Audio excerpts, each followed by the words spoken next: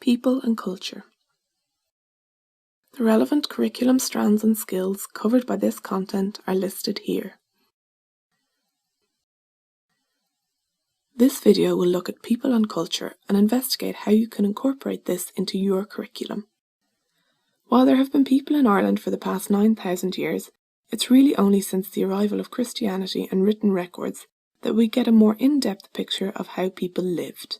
Although similar to the questioning when you look at built heritage, there should also be questioning of who has written whatever you're reading and perhaps why they've written it.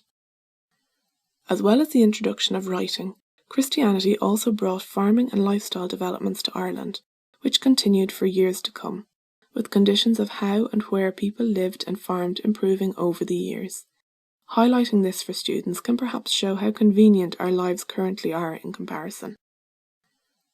One way of connecting built heritage and people could be through study of a local saint. There may well be a holy well or shrine, church or some folklore associated with a saint in your area. Can you find the story of your local saint?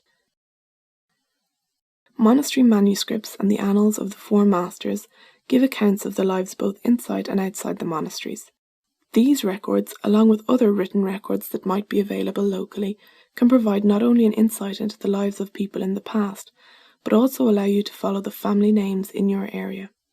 You can trace names of students back or perhaps follow the path of one of the families mentioned in local records and chart their journey. Online census records from 1901 and 1911 will show the families in the townlands at that time, as well as details on who lived there in the 1850s, which can be found using Griffith's evaluation of tenements available on askaboutireland.ie. Another good source for tracing local families can be the local graveyard, which is a huge historical resource in itself. Even if your students are largely not from the area, it might be of interest to know who lived in the town originally and what happened to these individuals. Did they emigrate or migrate to urban areas? And are there any exciting stories to find out about these families?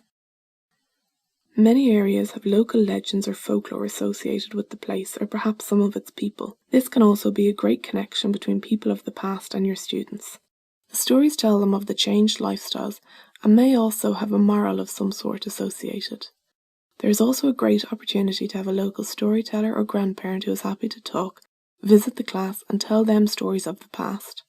There's also a very nice project where students can interview older members of the community about changes they have seen in the area. The value of oral records should never be underestimated, and the experience in itself of gathering them can be memorable. Tied in with the oral records are also the old photographs of your area which could exist. There are some collections available online, such as the images of Robert Cresswell, who took images of Kinvara in the 1950s. These pictures show the changes in place or perhaps the lack of change. Again, older generations may remember specific details around the pictures, the people in them and the buildings. If you're in an urban area, just going out to the street with an old photograph and asking people if they know anything about it can be very rewarding. You may be surprised by how keen people often are to share their stories.